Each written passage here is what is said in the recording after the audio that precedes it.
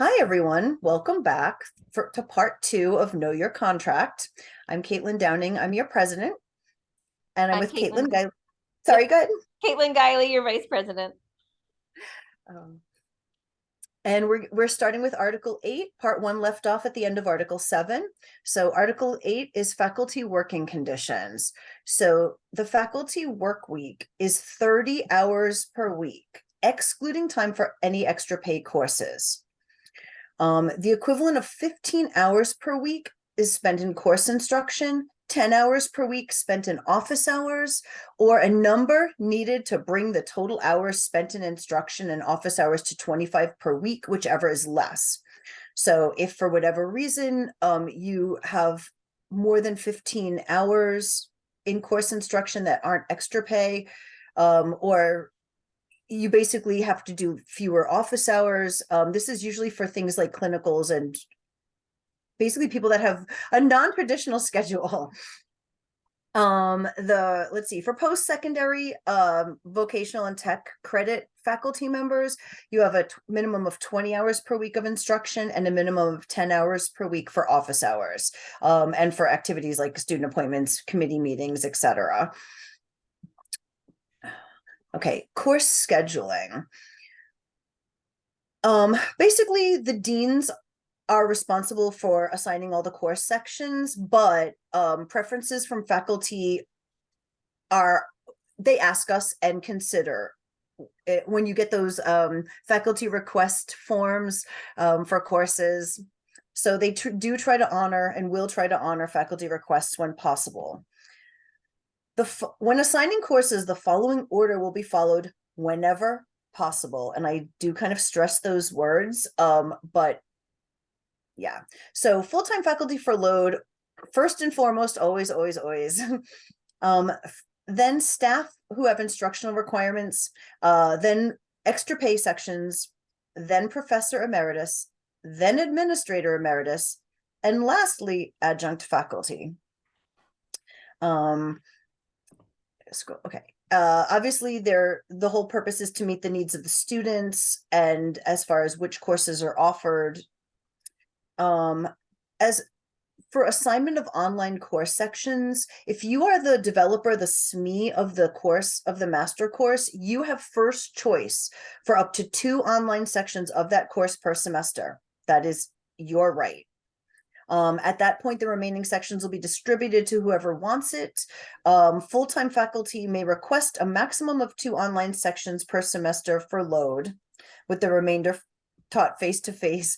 Okay, so I know that practice has sort of kind of changed, but you obviously you can get more than 2 online sections, but you may request up to 2 online sections.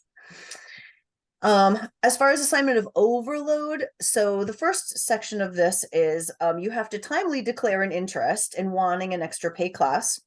And basically, if for whatever reason your class, your extra pay class gets canceled, you can't bump an adjunct from that class. It's an extra pay. However, you can if you're unable to make load. Okay, the standard course syllabus is now the simple syllabus. So going down to office hours. Obviously your office hours are meant for availability for students, not in the classroom, and you're supposed to have office hours that are basically ensure optimal availability to your students at good times. You can conduct your office hours in a multitude of places. It can be in your office, it could be in a classroom or other public location on campus. It can also be online. At this point, the contract says a maximum of 4 hours per week.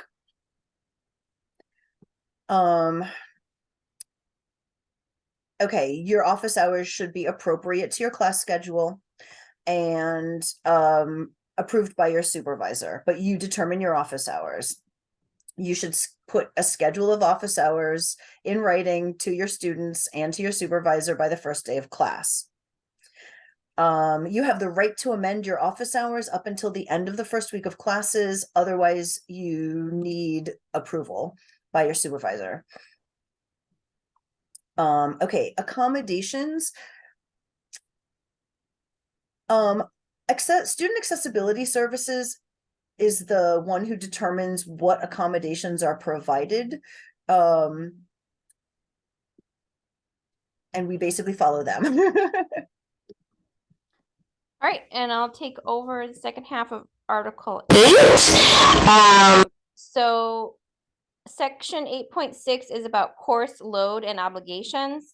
And this section refers to two board rules, 3.06 and 3.07. And this is an example of those links. So you go here, and this goes to the other part of this PDF document. Your audio is doing something funny. I'm just letting you know. Oh, okay. Can you hear me now? Yeah, I can hear you. What we're getting feedback from something external. I don't know what. Okay. It was just for a second. It was just for a second. It sounded like other people's voices or something. Oh, that's very weird. I'll go back to this and then we'll start at 8.6. How's that? Okay. Okay, so we'll edit that out. Okay, so section 8.6 is about course load and obligations. And so this part refers to two board rules, 3.06 and 3.07. And those are linked within this PDF document. So this takes you to faculty teaching load. The board rule 3.06 states that your load is 15 classroom contact hours or equivalent per week during the spring and fall semester. And then 3.07 talks about how you get those equivalents. So in this board rule, an instructional hour equivalent is an artificial unit of measurement that's not exactly necessarily credit hours or lecture hours or whatever, because we've got these multipliers currently. So right now, a college credit is 1 instructional hour equivalent. Science labs have a multiplier of 0.75, which means if you're in a science lab for 100 minutes, you get 75 minutes towards your load. Our nursing clinical hours are 0.875. A laboratory hour for art, drama, and theater, the multiplier is 0.6875. Music is 0.6667. Welding doesn't apply to our bargaining unit. And then if there's something else that doesn't apply, it's half an instructional hour equivalent. So if you're teaching college credits, you have to have at least 225 instructional hours and no more than 400 instructional hours. So this would depend on like clinicals and so on. If you have reached your load, any additional courses, enrollments will be taught on the supplemental contract basis. For faculty teaching technical credits, it's 300 to 360 instructional hour equivalents for terms 1 and 2. And the same thing, if you have another enrollment beyond your load, you get paid overload based on our compensation plan. For faculty overloads, you can request to have additional credit hours up to 11 college credit or 6 technical credit. The president or designee may approve additional courses in accordance with this board rule. And this just gives the maximum credit and so on for supplemental pay.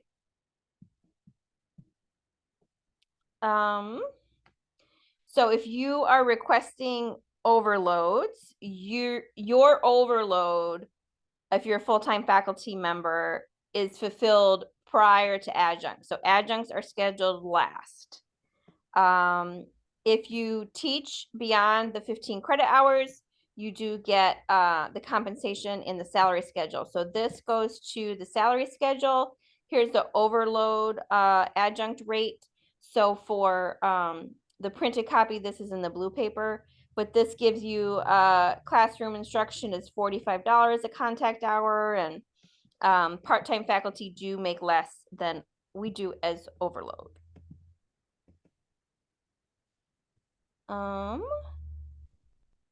Then again, the overload sections, this is the order for prioritizing who gets those sections. Full-time faculty for load, staff that have instructional requirements, then extra pay for full-time faculty, professor emeritus, which is the IMM talks about that, and adjunct faculty are last. And if you have your load and maybe something gets canceled because it's not enough students, you have to get to your full-time faculty load. First would be taking a section from an adjunct, but if there's nothing else that you can teach, you have to get to load, then you can take extra pay or overloads from another full-time faculty member. In the summer, you can also request to teach assignments. The same order of instructional assignments is for summer. So full-time faculty, you get first dibs, then staff with instructional requirements, professor emeritus, administrator emeritus, and adjunct faculty are last if their class is available. And if you are teaching in the if you're teaching in the summertime, you have 1 office hour per week. Substitute teaching, you can arrange for substitute if you know you're going to be absent. Your employer will approve the substitute teacher, and there is a substitute pay rate in the salary schedule. If you want to attend a conference, you can request, and there's a form in our cabinet for that. And then this has all of the reimbursement policies, this IMM, which goes here. And that's actually pretty long. So we also have the department chair MOU. So this has been bargained each year. And so this is our most recent memorandum of understanding for department chairs and program directors. The stipend is here. This is for department chairs in arts and sciences. You do not get any course release for arts and sciences department chairs, so you have the same load, and you have can only teach 2 overload sections if you're a department chair. There's some management rights for department chairs and program directors. Program directors get a stipend of $7,000 with no release time to overload sections. And the program directors in the Division of Nursing and Health Programs, their stipend is $5,000 and they get a 60 contact hour release time. The dean can approve of additional release time when applicable accreditation standards are there.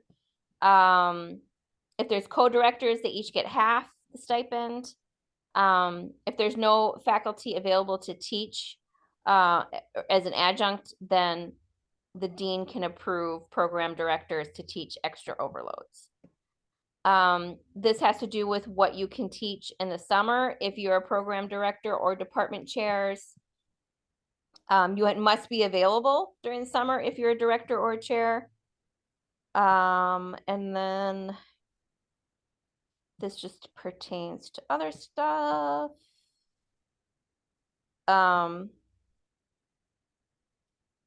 And so that's the remainder of that. So this, because it's this has been ratified, this is in effect. Okay. And then I'll take Article 9. So this was what we bargained in 2020 for our classification plan and salary schedules. We bargained this in 2020. Since then, we have ratified memoranda of understanding that has increased our beginning pay and our starting salaries, and our and the classification plan is here. So this is what is applied. We have ratified this, not what was, this is supersedes whatever was in 2020. Okay, and the overload compensation rate is there. Payroll practices, so you get 26 pay periods. According to our contract, when it's practical, extra pay courses shall begin receiving payment at the first paycheck dispensed after the first day of classes each semester. Okay, and Article 10. Okay, benefits. So the employer will continue to make all the medical insurance options available for employees and dependents to the same. Basically, we have the same benefits as staff and everyone else at the college in as far as health insurance. Have to read this though. The employer will pay the premium for employee-only coverage, and the employee will bear the cost of any dependent coverage. Okay, they'll also make dental insurance available, available, and long-term care available at your cost. Okay, life insurance at no cost to the employee. You'll get basically accidental death and dismemberment insurance that's equal to your salary rounded up to the next 1,000, but not to exceed $125,000. And that benefit does go down as you get older. Also, you can also purchase more life insurance or AD&D insurance at your cost. They also will make available an employee assistance program, which I believe is substance abuse related issues or mental health issues. Okay. Every member in the bargaining unit is in the Florida retirement system and the Social Security system, but you also have access to the community college optional retirement program in lieu of FRS, if you prefer that option.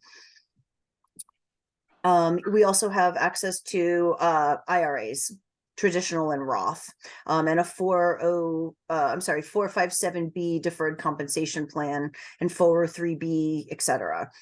Through payroll deduction.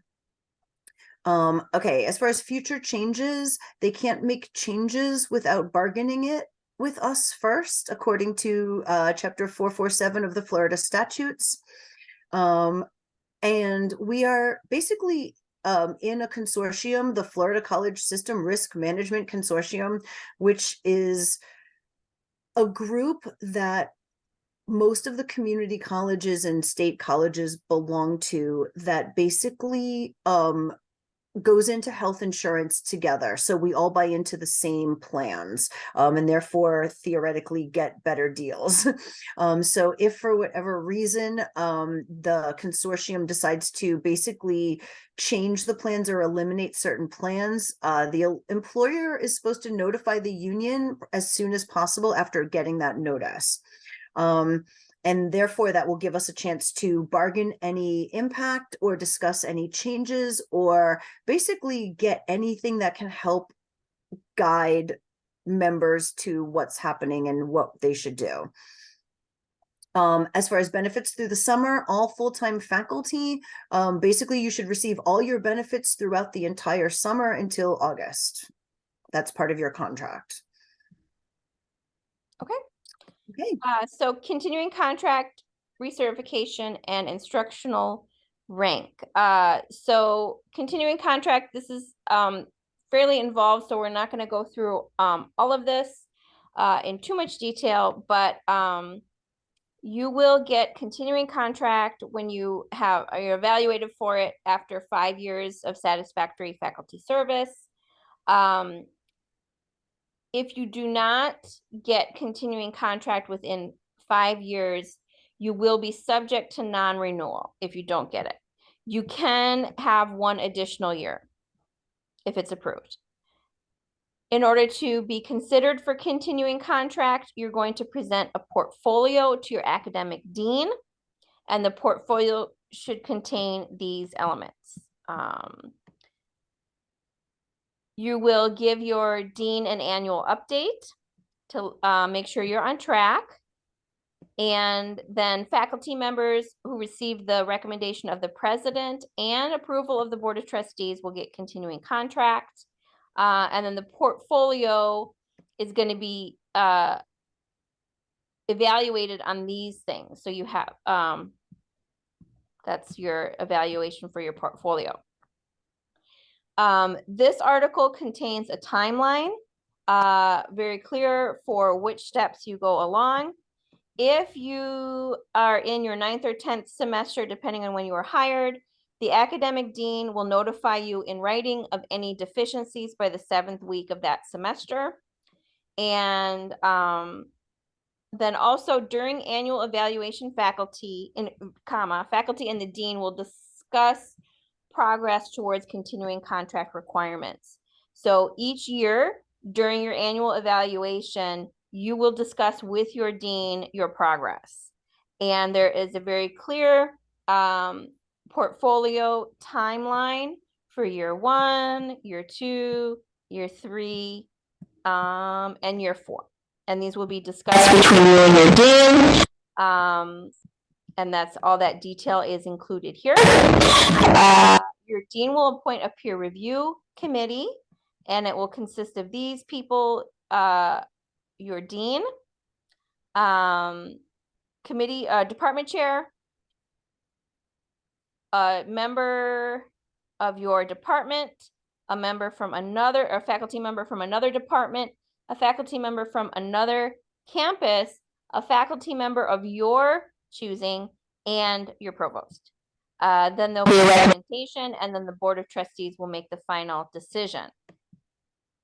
You will be notified in writing when the dean recommends to the chief academic officer that your continuing contract status is forwarded to the president. So you'll get written notification when the dean is recommending you get continuing contract.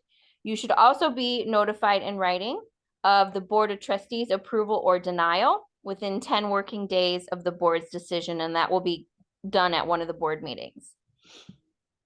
By April 1st, if you are not going to be recommended for continuing contract, or if you'll be returning to annual contract status, you will be notified. So you'll be notified by April 1st, and no less than 4 weeks prior to the end of your annual contract. Recertification is here. This has a lot of detail. You can read it, but basically every 5 years you will go through this recertification process. When you have continuing contract, if you meet that, that counts as your first 5 years. And then after 10 years, 15 years, and so on, you have to undergo the recertification process. And there's a lot of ways that you can kind of add up different professional development hours to get to that recertification. And that's the recert process. We also have different instructional ranks, and these are just your title. They're not associated with any pay changes. So you start off as an instructor, then assistant professor, associate professor, and professor. These all have clearly defined requirements. The administration will send out an email saying, if you want to apply for a change in rank, there's a process.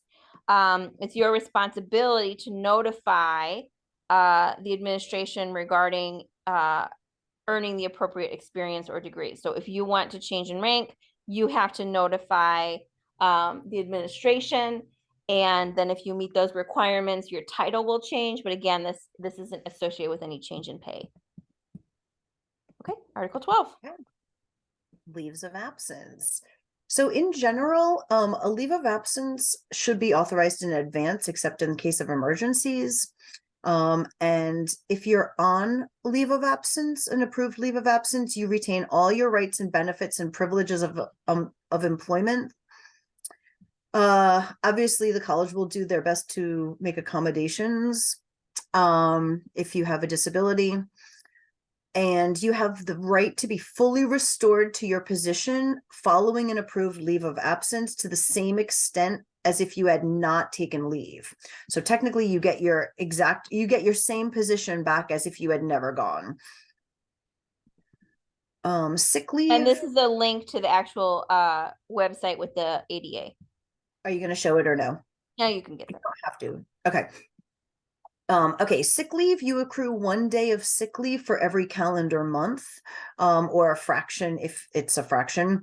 Sick leave will accumulate from year to year. A leave of absence is charged to your sick leave. Okay, obviously, when possible, if you're calling sick, try to do it at the start of the workday. The college may require supporting medical documentation if you've been absent for more than 3 days. So they may need a doctor's note. If you have sick leave accumulated at another college, Florida college, it's public school district or whatever, it can be transferred to the college, provided that at least one half of the sick leave is established while employed at the college. In general, it usually transfers over. And you cannot take sick leave in increments of less than 1/4 of an hour, but we have a new MOU. Yeah. So at this point, sick leave is 1 day is considered 8 hours. No matter And how long your actual yeah, day is.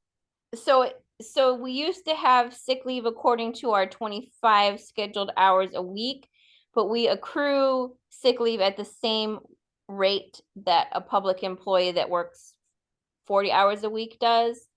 And I do want to say that we have 25 hours a week scheduled, but we don't work 25 hours a week. That is, so it's not that we're only working 25 hours a week, that 25 is just what we're scheduled. So a day is 8 hours. Right. Okay, personal leave, you're entitled to 4 days of personal leave with pay. It does not accrue. So use it or lose it. You can take personal leave charged like with pay charged to your sick leave, but it has to be requested and approved in advance. So if you're out of personal time, but you want to take a personal day, you can have it charged to sick day, but you just need to ask. You cannot take that in increments of less than 1/4 of an hour. Again, it goes back to the 8 hour. Yeah. Yeah, but this that's modified by this MOU. Yeah. Exactly. 8 hours. Okay. Okay. The family, FMLA. everybody knows about the family. Yeah. Go to FMLA if you need up to 12 weeks of extended leave. So if you have extended medical leave, it may be granted after the 12 weeks of medical and family leave and all your sick and vacation time is exhausted. So it's more like you can't take it until there's nothing else left.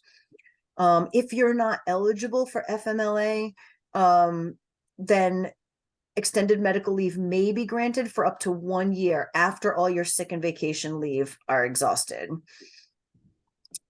The college does reserve the right to basically assign someone to a similar position and grade, but to a different location if somebody's been hired in the meantime.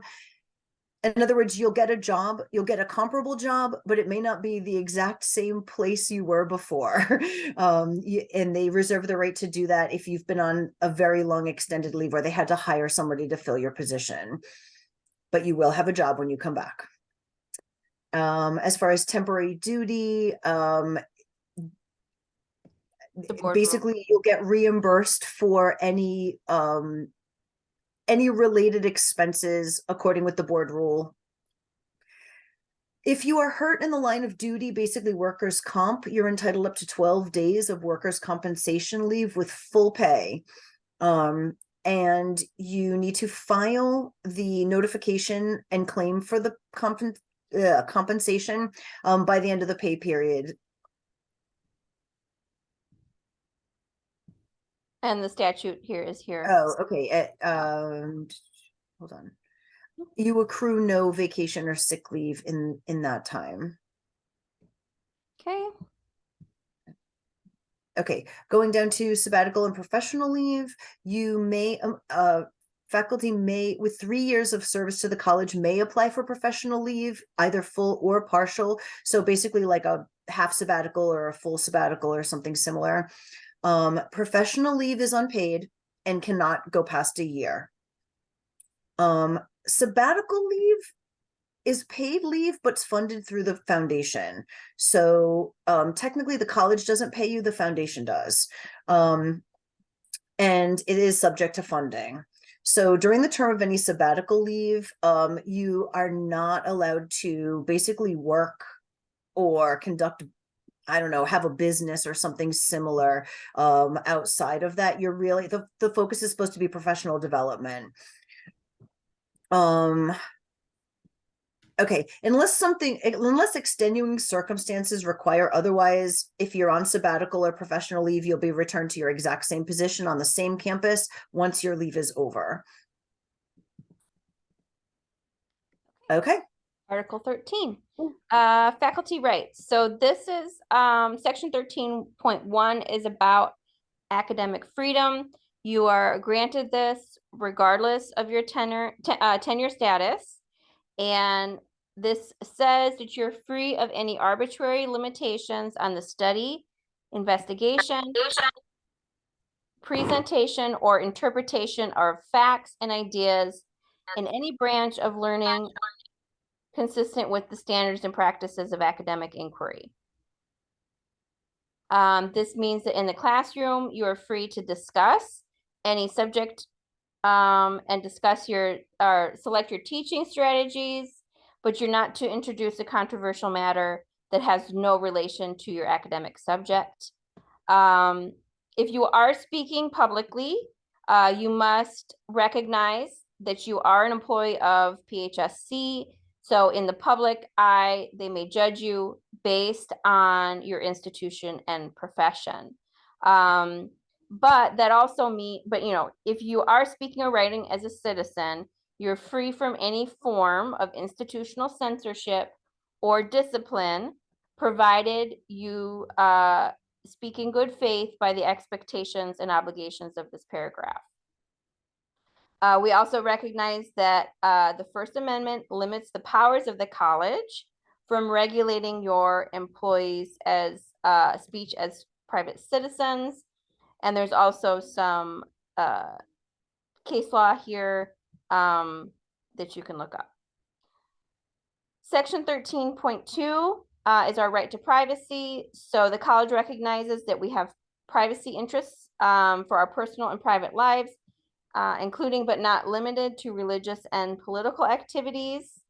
The administration may maintain a drug-free workplace, but you will not be subject to random drug testing unless it's mandated by applicable law, maybe for a clinical site or something, but no random drug tests unless other circumstances. Section 13.3 is our safe workplace. So the administration and the union agree that we must have a safe campus environment for employees and students. The administration will take reasonable measures to make sure that our campuses are safe for our employees, students, and anyone else on the campus. If you feel a threat to your safety, including physical or sexual harassment by a student, other faculty member, administrator, or any other member of the college community, you can document this incident and deliver the form to your dean. The administration will investigate the incident and take appropriate measures to achieve a resolution. The faculty member will then be notified of the outcome and the nature of the resolution in writing. If you are not satisfied with the outcome, you can appeal to the president, whose decision will be final regarding your safety in terms of threats. Faculty are also entitled to representation on the College Safety and Security Committee. And if there's any changes by the committee, which would establish any terms and conditions of employment changes, it would be subject to negotiations as anything else would. Our personnel files, we have a limited access file, which is not public records, but you can look at this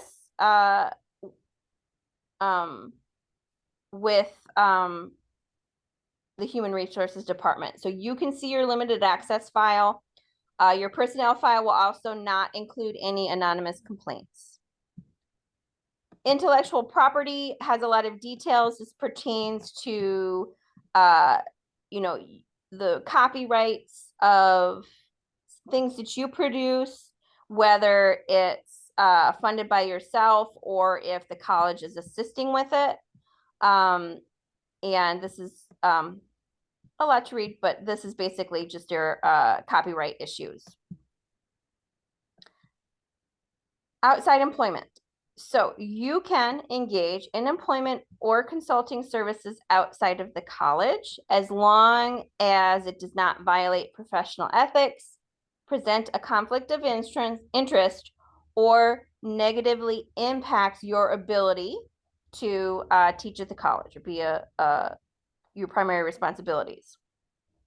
Faculty members are required to report outside employment only if it may reasonably present a conflict of interest prior to engaging. So if you're going to take outside employment, you are only required to notify the administration if it might present a conflict of interest. And if it does, you have to notify before you start. You can only do outside employment and consulting services outside of normal college duty hours. If there is a conflict between your being a faculty member and your outside employment, your employment with the college shall take precedence, and you can retain any fees for outside employment or consulting services.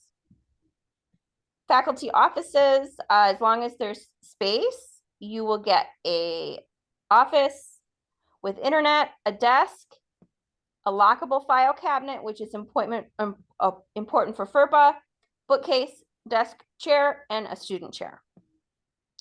And no parking. You get off-street parking for free that will be maintained, lighted, and secure. The college supports efforts to complete advanced degrees and participate in academic activities such as conferences. So you can apply to be approved to attend a conference, and you can also get reimbursement, but you must apply in advance of attending to get the reimbursement. Tuition reimbursement, you get associate level courses at the PHSC rate.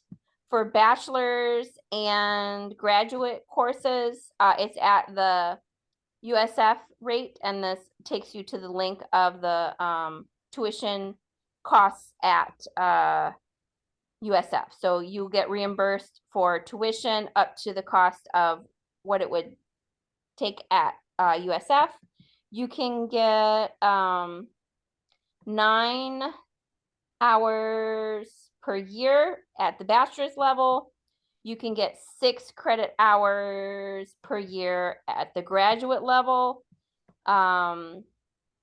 You can be reimbursed within 30 days upon documentation of payment. So you don't have to wait until you finish the course to get reimbursed. You can just pay tuition and then apply before the end of the semester. And you just have to get a passing grade. If you fail the class, you have to refund the tuition reimbursement. And childcare. Okay.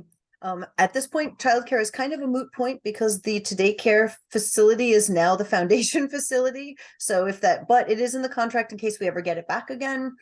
So I'm going to kind of skip down to a selection of new faculty. So obviously the administration has the right to hire, but there will be a screening committee that will include at least 2 faculty members from the appropriate division, and may also include the provost or the dean, the associate or assistant dean. That title is no longer viable, I think. And so the director of global and multicultural awareness, I think, is something else, and special assistant to the president, and a faculty member from a different division. And so faculty members who serve on a screening committee during the summer shall receive notice by the end of the preceding spring semester whenever possible. So the committee functions solely as a screening committee and not a selection committee, meaning that they screen out the applicants down to two and make a recommendation of the top qualified candidates to the provost, who basically makes the decision. So the faculty screening committee is advisory only. For transfers, the administration has the right to decide how many positions are needed at each campus, etc. And the importance of conferring with faculty in transfers as well. So basically we all would prefer a voluntary transfer versus an involuntary transfer. So faculty members are assigned to a specific campus, but may be assigned to teach courses at another campus if the need arises. So if course enrollment in the primary campus isn't enough to make a load, if there needs to be a balance of course offerings across campuses and the faculty member is needed to teach in other campuses for that reason. If someone is unable to teach due to illness or injury or something along those lines, sometimes someone may be needed to cover that. Basically unforeseen circumstances. So the college may, but is not required to, seek volunteers to teach away from their campus. And we're hoping that that will happen. When a bargaining unit member is involuntarily assigned to teach at more than one campus per day, they will be reimbursed for mileage traveling from one campus to the other, and back if applicable. Okay, so transfers between campuses and within disciplines. If you request a transfer to a new or a vacant position within your discipline, you need to do that by the job close date as printed on the job posting. Otherwise, you're going to have to interview and everything, just like if you were applying for the job brand new. So where the faculty member's request for transfer is not approved, the faculty member will be informed of this decision. The provost will make the decision. If you transfer out of, no, okay. Oh, yeah. If you transfer out of discipline to another discipline, you have to submit an application and go through the application process. Okay, let's see. We all have mail. We all have a mailbox, etc. Committees. Everyone is expected to serve on at least on 2 committees, and you only have to serve on 2 committees, or the equivalent of such. With the exception of the faculty senate president, department chairs, and program directors, no one is required to serve on more than 2 standing committees. And there's an IMM. When you are appointed to serve on or are removed from a committee, the faculty member will be notified in writing. Okay, legal assistance. If you are a defendant in a legal complaint that is somehow related to your performance of your duties as an employee of the college will provide you with legal assistance as long as your actions were reasonable and taken within the scope of your employment. This isn't carte blanche, but it does protect you.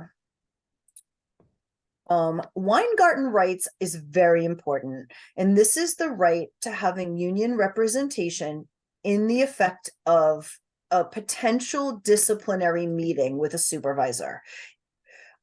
If you are a member of the union and you reasonably expect that there will be discipline resulting from a meeting with an administrator, and they should tell you, you have the right to request knowledge of that. In other words, you have a right to basically say, could this result in discipline? And they have to tell you whether or not it could. And if it can, you have the right to union representation during the meeting. You also have the right to postpone that meeting until you can get union representation during that meeting. They can't, no one can push you into a meeting too quickly where you don't have time to prepare and don't have time to basically get representation for it. You can request to postpone the meeting until you have union representation. You have that right. It's very, very important. Okay. Retired faculty members, obviously, the president, et cetera, may recognize a retired faculty member basically as a faculty emeritus. So if you've had 15 years of tenure with the college and you retire, you can basically file a form and become faculty emeritus. And you get certain privileges. You get your ID card, you get the use of the college library, and you get to go to all the college functions at the president's invitation. Your faculty emeritus status could be revoked at any time for any reason. Okay. Okay. Oh, that's it. That's it. That's the end of our contract. Oops. Can we show them the grievance form? Yeah, the grievance form is there. And then again, the MOUs are here, IMMs, board rules, compensation, salary schedule. There's all interactive document, and it's available on our website, which you can reach right here. And hard copies are coming to every campus. So you should be getting a hard copy of your contract coming next week. All right. And that concludes our video. We hope this was informative. Yes. Please contact us with questions or concerns. And the email is on our union website. Thank you. Thank you.